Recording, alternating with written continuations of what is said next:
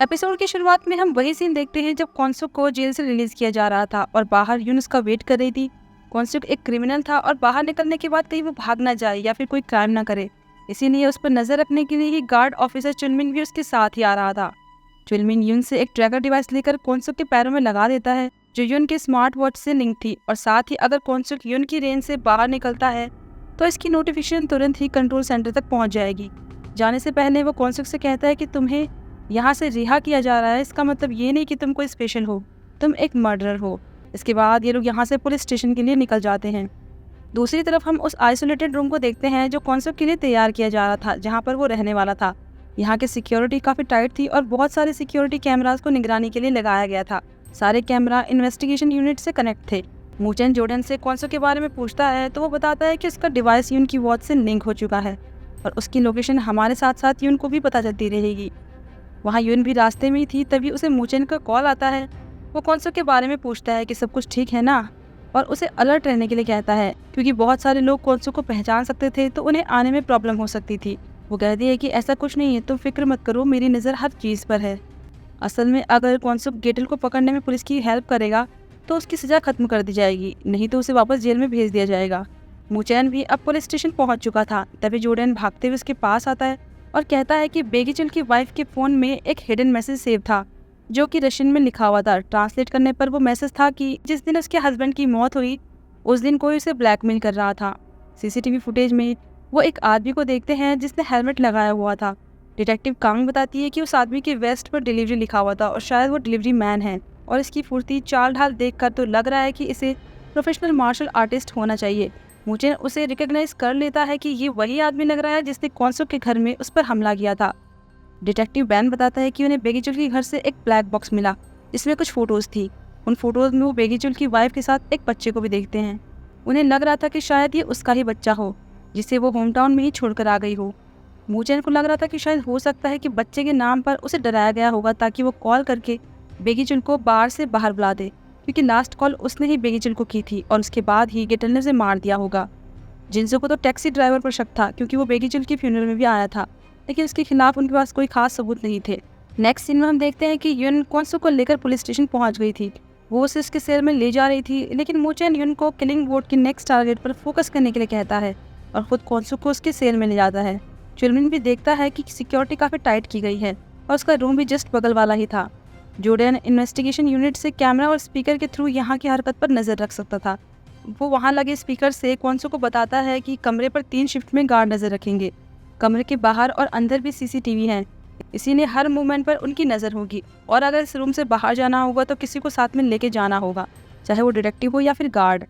मूचेन कॉन्सुक से कहता है कि किसी को भी नहीं पता कि तुम यहाँ पर हो, लेकिन जैसे ही रिपोर्टर्स को इस बारे में पता चलेगा तो तुम्हें वापस जेल भेज दिया जाएगा। दीवार पर बहुत सारे नोट्स लगाए हुए थे, किलिंग बोर्ड के अब तक के टारगेट्स की डिटेल्स और उन लोगों की भी जो कॉन्सुक के फाइनल ट्रायल वाले दिन मौजूद थे। वो सभी लेटर्स वीजो से मिले थे। मूचेन उसे गेटल को जल्दी आइडेंटिफाई करने के लिए कहता है, लेकिन नेक्स्ट किलिंग बोर्ड जल्दी होने वाला था तो कॉन्सुक का मानना था कि उन्हें पहले नेक्स्ट टारगेट को ढूंढना चाहिए, पर मूचेन का फोकस बस गेटल पर था। तो कॉन्सुक कहता है कि तुम्हें टारगेट से इसलिए मतलब नहीं है क्योंकि वो वैसे भी क्रिमिनल है, इसलिए तुम उन्हें मरने देना चाहते हो। उसे मूचेन की ये बात अच्छी नहीं लग रही थी, इसीलिए वो कह देता है कि अब से वो सिर्फ यून से ही बात करेगा, चाहे वो गेटल की बात हो या फिर नेक्स्ट टारगेट। मूचेन कहता है कि ये तो इम्पॉसिबल है, तुम एक क्रिमिनल हो और तुम ऐसे किसी को चूज़ नहीं कर सकते। तो कॉन्सुक उसे धमकी देता है और कहने लगता है कि ठीक है, फिर मैं वापस जेल जा रहा हूँ। मूचेन के पास अब उसकी बात मानने के अलावा कोई और ऑप्शन नहीं था, और जब वो जाने लगता है तो कॉन्सुक कहता है कि गेटल ने एक बात कही थी जो मुझे बहुत ही ज़्यादा परेशान कर रही है। फ्लैशबैक में हम 8 साल पुराना वही सीन देखते हैं जब वू-टैग जेल से रिहा हो रहा था, और तब मूचेन को बहुत ही ज़्यादा गुस्सा आ रहा था। वो कह रहा था कि उनका एक ऐसा लॉ है जो क्रिमिनल को इतनी आसानी से जाने दे रहा है। मैं ऐसे लॉ को फॉलो नहीं कर सकता जो सही नहीं है। मेरा जस्टिस एक्सट्रीमली रेशनल है, एकदम रीजनेबल। और यही बात गेटल ने अपनी वीडियो में कही थी। कॉन्सुक कहता है कि जिस आदमी को मैं जानता हूँ, जिसकी गेटल होने की सबसे ज़्यादा पॉसिबिलिटी है, वो तुम हो। लेकिन मूचेन बिना कुछ कहे गुस्से में वहाँ से चला जाता है। फिर हम यून को देखते हैं। वो पिछले 5 साल में पब्लिश्ड हुए उन आर्टिकल्स को देख रही थी जो मिलिट्री सेक्सुअल असॉल्ट के केस थे। ये केस वो उन कीवर्ड के बेस पर देख रही थी जो उसे कॉन्सुक के लेटर से मिले थे, जिससे उसे ये आइडिया मिला था कि नेक्स्ट टारगेट कोई मिलिट्री वाला हो सकता है, और ऐसे केसेस में क्रिमिनल को सजा नहीं मिली थी। इस बारे में वो जोर्डन को भी बताती है और उसे उन केसेस की लिस्ट भेजती है जिसमें कभी कोई पकड़ा ही नहीं गया और ना ही किसी को सजा मिली। Next morning UN investigation unit meeting में सबको इन केसेस के बारे में बताती है कि मिलिट्री में सेक्सुअल असॉल्ट के अब तक 1407 केसेस हैं और इसमें सिर्फ 9 लोगों को ही जेल हुई है। इन केसेस से उसने उन लोगों की लिस्ट तैयार की जिनके नाम किसी आर्टिकल या फिर पोस्ट में पब्लिक किए गए थे, इसीलिए वो उन सब लोगों के पास जाकर उन्हें ट्रैकिंग वॉच दे रहे थे। लेकिन कई सारे लोग तो वॉच नहीं ले रहे थे कि कहीं कोई उन्हें नोटिस न कर ले। मूचेन यून से कहता है कि पहले हमें उन लोगों को लिस्ट आउट करना होगा जो गेटल हो सकते हैं, और वोटिंग के टाइम जब गेटल टारगेट को रिवील करेगा तो तुम तुरंत ही क्वानसो को लेकर टारगेट के पास आ जाना, क्योंकि गेटल ने हमेशा अपने टारगेट को खुद सजा दी है, इसीलिए वो खुद भी क्राइम सीन पर मौजूद रहेगा। इसीलिए उसे पहचानने के लिए क्वानसो का क्राइम सीन पर होना ज़रूरी है। नेक्स्ट डे वोटिंग डे आ गया था। फिर हम एक हॉस्पिटल का सीन देखते हैं। वहाँ अचानक से एक आदमी एक डॉक्टर पर हमला कर देता है और कहने लगता है कि मेरी बेटी मुझे वापस कर दो। ये वही डॉक्टर था जिसे जूमिन ने पेशेंट की फ़ोटो लेते हुए देख लिया था। वो सबके सामने ऐसे बिहेव कर रहा था कि उसे कुछ पता ही ना हो, और उसका ध्यान रखने के बहाने उस आदमी को वॉशरूम ले जाता है, लेकिन वहाँ पर उसके साथ मिसबिहेव करने लगता है। दूसरी तरफ यून लेटर्स के कीवर्ड से ये डिकोड करने की कोशिश कर रही थी कि क्वानसो का कौन सा पहचान वाला है जो गेटल हो सकता है। इस लिस्ट में उसकी फैमिली मेम्बर्स, कलीग और नेबर्स थे। फिर हम हॉस्पिटल का सीन देखते हैं जहाँ वही डॉक्टर काम करता था। उसका नाम पाक यून ओ था। वो अपने लैपटॉप में एक चैट ऑन करता है और कुछ इलीगल वीडियोस को बेचने की कोशिश कर रहा था, जिसे उसने हॉस्पिटल में ही बनाया था। तभी उसे एक मैसेज आता है। उसमें लिखा हुआ था कि क्या तुम्हें लगता है कि तुम इन सब से बच सकते हो? पर वो उसे पढ़कर हंसता है और कहता है कि तो फिर मुझ पर मुकदमा कर दो। तभी उसे एक अर्जेंट पेशेंट को देखने के लिए जाना पड़ता है, लेकिन इस बीच कोई उसके लैपटॉप को एक्सेस कर रहा था और उसके लैपटॉप से पोस्ट और सारे वीडियोस को डिलीट कर देता है, यहाँ तक कि उसके लैपटॉप को फॉर्मेट कर देता है ताकि कोई भी फाइल रिकवर ना हो सके। इसके बाद हम स्कूल का सीन देखते हैं। जीवन फ़ोन पर किसी को बता रहा था कि वो घर जा रहा है। तभी जूमिन उसके पास आती है। वो उसे हॉस्पिटल ले जाने आई थी क्योंकि उसकी वजह से उसे चोट लगी थी, तो ये उसकी रिस्पॉन्सिबिलिटी थी कि उसका ख्याल रखे। हॉस्पिटल पहुंचकर वो जूमिन को कैंटीन भेज देता है, ये कहकर कि उसकी दादी ने उसके लिए सैंडविच खरीदने के लिए कहा था, और फिर किसी को कॉल करके आगे निकल जाता है। इसी बीच हम उस हेलमेट वाले डिलीवरी मैन को देखते हैं। वो भी कहीं जा रहा था। वहाँ दूसरी तरफ यून क्वानसो की पहचान वालों की लिस्ट में वोटक के मॉम डैड को देखती है। दोनों की अब डेथ हो चुकी थी। क्वानसो बताता है कि ये दोनों बहुत ही अच्छे थे, मेरे नेबर्स के ड्राइवर और हाउसकीपर थे। वो उसके लिए कभी कभी खाना भी लाया करते थे, और जब कभी नारा की बस मिस हो जाती थी तो उसे स्कूल भी छोड़ने जाया करते थे। क्वानसो बताता है कि उसके पेरेंट्स एक असेंबली वुमेन के लिए काम करते थे और उन्हीं के घर में रहते थे। असेंबली वुमेन का सबसे छोटा बेटा बहुत ही कमज़ोर था, इसीलिए वोटक उसके लिए उसका बैग उठाता था। फ्लैशबैक में हम देखते हैं कि असेंबली वुमेन जियांग घर से निकल रही थी, तो साथ में मिंसो भी था और वोटक ने उसका बैग पकड़ा हुआ था। उस समय मिंसो नारा को बहुत ही ध्यान से देख रहा था। फिर हम प्रेजेंट में मिंसो को देखते हैं। उसकी मॉम कह रही थी कि होटल वाले इंसिडेंट को मैंने संभाल लिया है, सब कुछ डिलीट कर दिया है और उस लड़की का भी मैं अच्छे से ध्यान रख रही हूँ। मिंसो कहने लगता है कि मूचेन को मारना इम्पॉसिबल लग रहा है, क्या मैं उससे दोस्ती कर लूँ? इस पर वो कहती है कि तुम उससे दूर रहो, अगर उसने फिर से तुमसे उलझने की कोशिश की तो मैं उसे सच में मार दूंगी। और अब किलिंग बोट का टाइम आ गया था। गेटल सबको अपने नेक्स्ट टारगेट के बारे में बताता है, जिसका नाम कैप्टन ओ था, लेकिन वो उसका पूरा नाम नहीं बताता और ना ही फोटो दिखाता है। बस इतना बताता है कि उसने मिलिट्री में बहुत सारे सेक्सुअल असॉल्ट किए थे, उसकी वजह से लेफ्टिनेंट लिम ने सुसाइड कर लिया था। टारगेट का नाम और फोटो रिवील ना होने पर पुलिस डिपार्टमेंट बहुत ही ज़्यादा परेशान हो गई थी। उनके पास 5 ऐसे कैंडिडेट थे जिनका फैमिली नाम ओ था, और उसमें से 2 लोगों के कॉन्टैक्ट नहीं थे। तभी उन्हें एक कॉल आता है। कॉल पर वो आदमी कह रहा था कि उसे लगता है कि वही किलिंग बोट का टारगेट है। उसका नाम ओ ग्यूंग प्यो था। ये उन दोनों कैंडिडेट में से एक था जिसके बारे में पुलिस के पास कोई इन्फॉर्मेशन नहीं थी। वो बताता है कि उसे एक पैकेज मिला है जिसमें वो फोटोज है जो उसने लेफ्टिनेंट लिम के लिए थे। फ़ोन सिग्नल को ट्रेस करते हुए पुलिस तुरंत ही वहाँ के लिए निकल जाती है। वहाँ गेटल भी लेफ्टिनेंट लिम के बारे में बता रहा था कि वो अपने डैड के साथ रहती थी और फैमिली में कमाने वाली सिर्फ वही थी।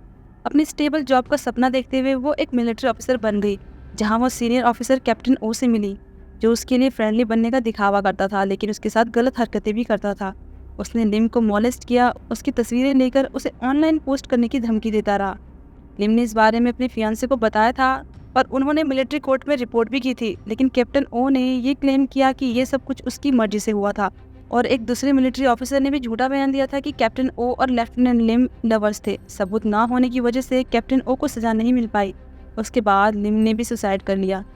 इसी बीच मू चैन यून को इन्फॉर्म करता है कि टारगेट का पता चल गया है। फिर हम उसी डॉक्टर को देखते हैं। वो गेटल की वीडियो देखकर बहुत ही ज़्यादा डर जाता है।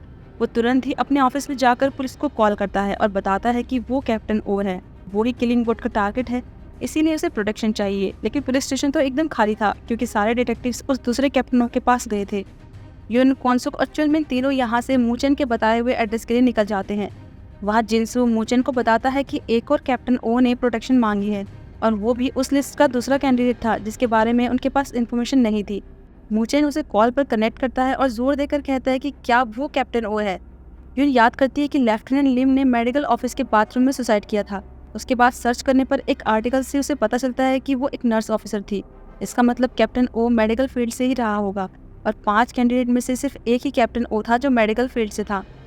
मूचेन को समझ नहीं आ रहा था कि असली टारगेट कौन है। दोनों ही उसे कन्विंस करने की कोशिश कर रहे थे कि वो ही रियल है, लेकिन डॉक्टर लिम के बारे में बहुत ही बुरा भला कहने लगता है और ये भी कहता है कि मैं इतना डर गया हूँ कि मैंने दरवाजे को लॉक कर दिया है, इसीलिए जल्दी से मुझे प्रोटेक्ट करो। तभी जीवन अचानक से बाहर निकलता है और कहता है कि क्या तुम ही असली कैप्टन हो। वहाँ यून भी दूसरे एड्रेस पर ना जाकर हॉस्पिटल पहुँचती है क्योंकि उसे यकीन था कि असली टारगेट यहीं पर है। इतने में जिनसू और बाकी डिटेक्टिव्स मोबाइल सिग्नल को ट्रेस करते हुए उस एड्रेस पर पहुंच गए थे। वहां पर उन्हें एक मोबाइल फ़ोन दिखता है और उसमें एक डिवाइस लगा हुआ था। जोर्डन बताता है कि इस डिवाइस की हेल्प से एक ही नंबर को 2 फ़ोन से ऑपरेट किया जा सकता है। मूचेन भी समझ गया था कि असली टारगेट डॉक्टर है, तो वह दूसरे वाले से पूछता है कि तुम कौन हो। वो कहता है कि क्या तुम अभी भी उस जैसे क्रिमिनल को बचाना चाहते हो, और कहते ही फ़ोन तोड़ देता है। वो आदमी अभी उसी हॉस्पिटल में था। पुलिस टीम हॉस्पिटल के लिए निकलती है और मूचेन यून को फ़ोन करके बताता है कि गेटल हॉस्पिटल में ही है और पुलिस के पहुंचने तक उसे ही कैप्टन ओ को प्रोटेक्ट करना होगा। यून क्वानसुक के फेस पर मास्क लगाती है ताकि कोई पहचान न ले और कहती है कि अगर उसे कोई जाना पहचाना दिखाई दे तो वो तुरंत ही बताए। वहाँ जीवन किसी को मैसेज करके बाहर निकलने लगता है तो इस बात पर उसकी डॉक्टर के साथ लड़ाई हो जाती है। तभी वहाँ यून भी पहुँचती है और उसे दरवाज़ा खोलने के लिए कहती है, लेकिन कैप्टन ओ इतना ज़्यादा घबराया हुआ था कि यून की आईडी देखकर भी उसे यकीन नहीं होता। वोटिंग रिजल्ट आ चुके थे और 72% लोगों ने मर्डर के फेवर में वोट किया था। गेटल भी कैप्टन ओ का चेहरा रिवील कर देता है और बताता है कि ये अपने एक रिलेटिव के हॉस्पिटल में काम करता है। इसने अपना नाम भी चेंज कर दिया है और वहाँ भी अपने बेहोश पेशेंट की वीडियो बनाता है, लेकिन मैंने उन वीडियोस को डिलीट कर दिया है। हॉस्पिटल के सभी स्टाफ को जब इस बारे में पता चलता है तो वो लोग बहुत ही ज़्यादा शॉक्ड हो जाते हैं। क्वानसुक एक आदमी को देखकर पहचान जाता है और यून को बताता है कि ये आदमी हमारे घर में डिलीवरी के लिए आया करता था और नारा को ये हाय कहा करता था। उन्हें देखकर वो डिलीवरी मैन वहाँ से भागने लगता है तो यून भी उसे पकड़ने के लिए उसके पीछे भागती है। चुनमिन देखता है कि उस डिलीवरी मैन ने वहाँ पर एक बॉक्स छोड़ा हुआ था, उसमें से घड़ी के टिक टिक करने की आवाज़ आ रही थी। क्वानसुक उसे वापस आने के लिए चिल्लाता है, लेकिन तब तक ब्लास्ट हो जाता है, जिस वजह से लोग इधर उधर भागने लगते हैं। सभी लोग बाहर निकलने के लिए दरवाजे की तरफ भागते हैं, लेकिन दरवाज़ा तो लॉक हो चुका था क्योंकि किसी ने मेन कंट्रोल को हैक कर लिया था। क्वानसुक चुनमिन की नज़रों से गायब हो गया था। यून भी उस डिलीवरी मैन को ढूंढ रही थी और हॉस्पिटल के बाहर मिनसू कार में ही पुलिस की बातें सुन रहा था, जिसमें वो कह रहे थे कि क्वानसुक मिल नहीं रहा है। तभी हम उस डॉक्टर कैप्टन ओ को देखते हैं। बाहर से कोई नॉक करता है और कहता है कि हम बॉम्ब स्क्वाड से आए हैं, और वो दरवाज़ा खोलने लगता है। मूचेन और बाकी पुलिस टीम भी हॉस्पिटल पहुंच गई थी, लेकिन वो बाहर से लॉक था। तो मूचेन लोगों को वहां से हटने के लिए कहता है और एक कार को फुल स्पीड में लेकर दरवाजे की तरफ जाने लगता है। यून भी उस डिलीवरी मैन को पकड़ लेती है, लेकिन वो उस पर ही अटैक कर देता है। वहाँ क्वानसुक भी अकेला हो गया था और ट्रैकिंग डिवाइस को तोड़कर कहीं जाने लगता है। और यहाँ पर ये एपिसोड खत्म होता है। अब आगे क्या होगा ये जानने के लिए मिलते हैं नेक्स्ट एपिसोड में।